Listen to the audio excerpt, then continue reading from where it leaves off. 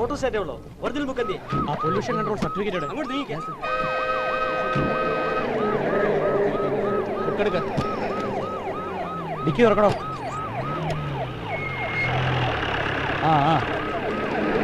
Sir, അവൻ ഇന്ന് കോടതിയിൽ കൃത്യസമയത്ത് എത്തരുത്. ഓക്കെ?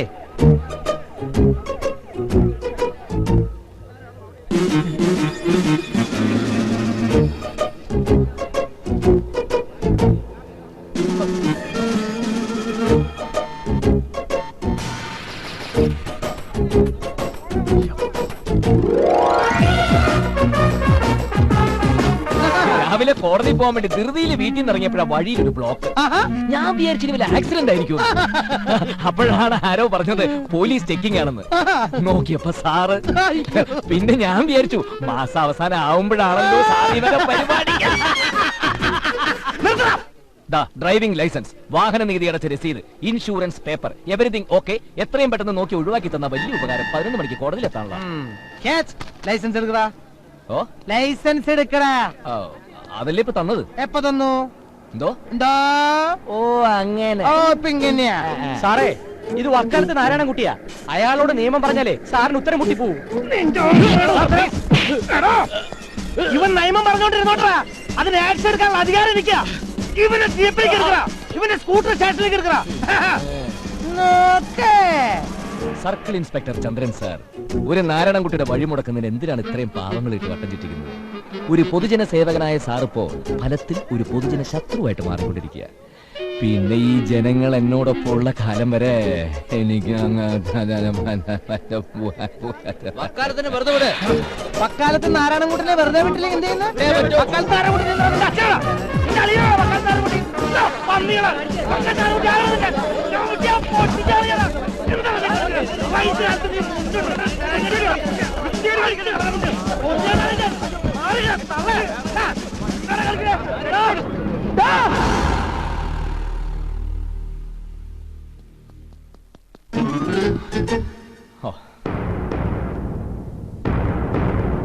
വക്കാലത്ത് നാരായണൻകുട്ടി എന്നാണ് പേര് അല്ലേ? അല്ല, നാരായണൻകുട്ടി എന്നാണ് പേര്.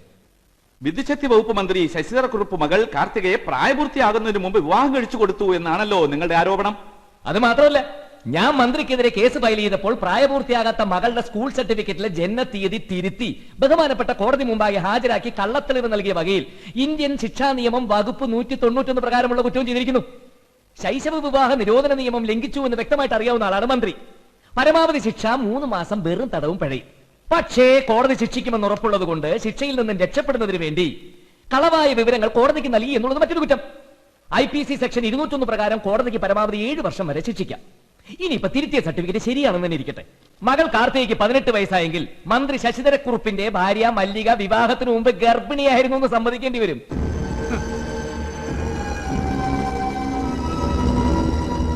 രേഖയനുസരിച്ച് മന്ത്രിക്ക് ഇപ്പൊ 53 വയസ്സ്. കല്യാണം നടന്നത് 36ാമത്തെ വയസ്സിൽ. യുവർ ഓണർ, മന്ത്രി ശശിധരക്കുറുപ്പിന്റെ കല്യാണക്കുറി ഞാനിവിടെ ഹാജരാക്കുന്നു. ഇനിയിപ്പോ ഇതെല്ലാം മന്ത്രി നിരാകരിച്ച് കാർത്തിക തന്റെ മകളെ അല്ല എന്ന് വരുത്തി തീർക്കുവോ എന്നുള്ളതാണ് എന്റെ പേടി.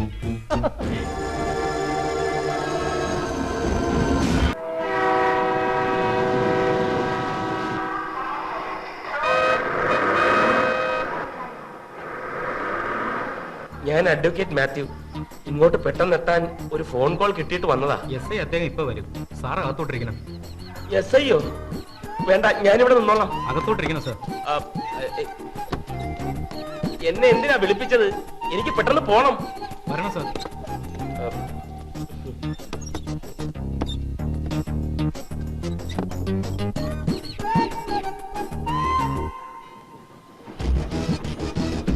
എടാ മാത്യു, പാല് മുഴുവൻ കുടിക്കേ, ഇല്ലെങ്കിൽ അമ്മ ഇപ്പൊ പോലീസിനെ വിളിക്കും.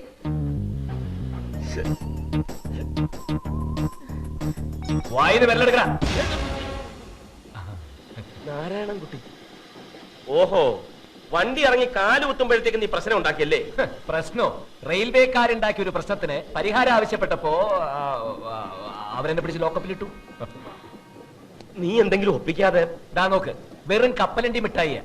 ഇതിന് മാക്സിമം റീറ്റെയിൽ പ്രൈസ് 11 രൂപ 50 പൈസയാ. പക്ഷെ തീവണ്ടിയിൽ എന്നോട് ഇതിന് 12 രൂപ വാങ്ങിയത്. സർവീസ് ചാർജ് ഈടാക്കിയതാവും. നാരായണൻകുട്ടി, റെയിൽവേ മൊബൈൽ അല്ലേ? അത് മുടൻ തന്നെയായോ? പാക്കേജിംഗ് ആൻഡ് കമ്മോഡിറ്റീസ് ആക്ട് എന്താ റെയിൽവേക്കും ബാധകമല്ലേ? നീ പറ, ഇവനെ ഒന്നും വെറുതെ വിട്ടൂടാ, കേസ് ചാർജ് ചെയ്യണം. എന്താ നീ വാദിക്കില്ലേ? 12 രൂപയാണ് നീ കൊടുത്തത്, എന്താ തെളിവ്? ഞാൻ ബില്ല് വാങ്ങി. ആദ്യം ബില്ല് തരാൻ കൂട്ടാക്കിയില്ല.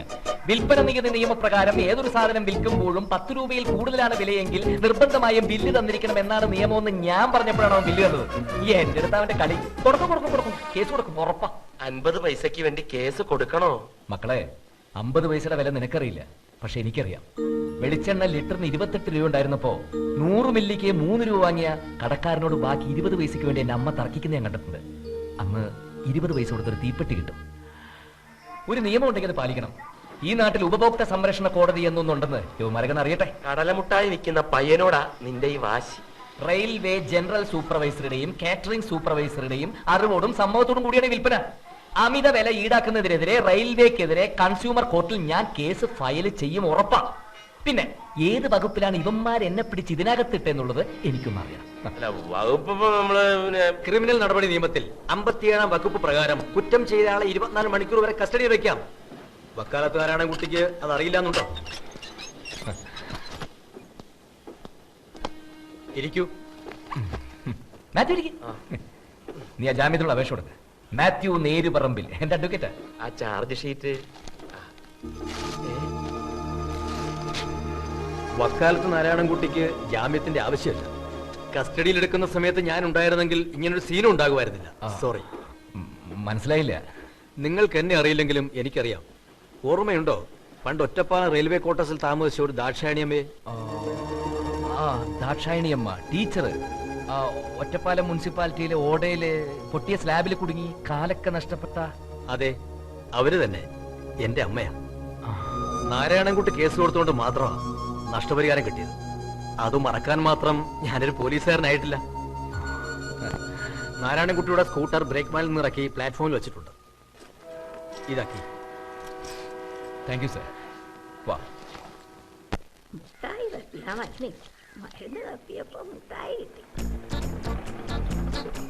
അമ്മച്ചി, ഇതാ അമ്മച്ചി ഞാൻ പറഞ്ഞ നാരായണൻകുട്ടി. പിന്നെ ഞാനങ്ങോട്ട് അനിയത്തിയുടെ പരീക്ഷ കഴിഞ്ഞാൽ പിന്നെ ഒരു TC വാങ്ങി. അയാൾ തന്നെയാണോ ഇയാൾ? അതോ ഇയാളെ പോലെയാണോ അയാൾ? എന്തോ ഇയാളെ ഞാൻ ടിവിയിലും പത്രത്തിലും ഒക്കെ കണ്ടു. വക്കാലത്ത് നാരായണൻകുട്ടി. വേണ്ട വക്കീലേ വേണ്ട, ഇയാൾ ഇവിടെ താമസിക്കണ്ട. എനിക്ക് ഈ വയസ്സുകാലത്ത് കോടതിയും പോലീസ് സ്റ്റേഷനും ഒന്നും കേറാൻ വയ്യ. നാരായണൻകുട്ടി അമ്മച്ചിക്ക് ശരിക്കും മനസ്സിലായിട്ടില്ല. വേണ്ട, ഇപ്പം കയറി താമസിക്കും, പിന്നെ അവകാശം പറയും. ഒഴിഞ്ഞു പോണ പ്രശ്നം ഈ ജന്മത്തുണ്ടാവില്ല. ഇയാൾക്ക് വേണ്ടി നിങ്ങൾ ഫ്രീ ആയിട്ട് വാദിക്കും. എനിക്ക് വക്കീലിനെ വയ്ക്കാൻ സാമ്പത്തികമില്ല, സഹായിക്കാനും ആരുമില്ല. രാവിലെ ഭയങ്കര ചൂടിലാണല്ലോ. ഈ കേസ് ഞാൻ ഹാൻഡിൽ ചെയ്യാം. അദ്ദേഹത്തെ കണ്ടില്ലല്ലോ.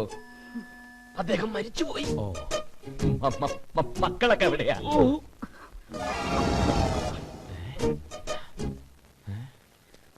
നല്ല ഹാൻഡിലിംഗ്. Thank you. കുഴപ്പമായോ? നീ ചളമാക്കിയില്ലേ? നീ എന്തിനാ മക്കളെ കുറിച്ച് ചോദിച്ചത്? എന്തേ മക്കളില്ലേ? ഉണ്ട്, 5 എണ്ണം. പക്ഷെ ഒരെണ്ണം തിരിഞ്ഞു നോക്കത്തില്ല. അതെന്താ അങ്ങനെ? നന്ദി കേട്. ആരാന്റെ അമ്മയ്ക്ക് ഭ്രാന്ത് പിടിച്ചാ കാണാൻ രസമാ. എന്നാ സ്വന്തം അമ്മയ്ക്ക് ഭ്രാന്ത് പിടിക്കണമെന്ന് വഴിപാട് നേരുന്ന മക്കളായാല് വളർത്തി വലുതാക്കി എന്റെ കൂലി. നന്ദിയില്ലാത്തവര്. വക്കാലത്ത് നാരായണൻ പറ, വക്കീല് പറ, നന്ദികേടിനെ പോലെ ഹീനമായ കുറ്റത്തിന് ശിക്ഷിക്കാൻ വകുപ്പുണ്ടോ? ഉണ്ടോ?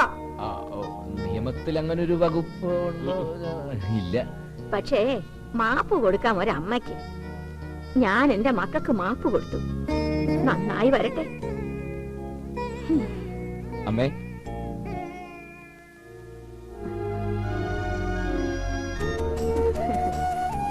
വലതുകാലം വെച്ച് കേറ് വക്കാലത്തെ. കേറ്, പക്ഷെ നന്ദികേട് കാണിക്കരുത്.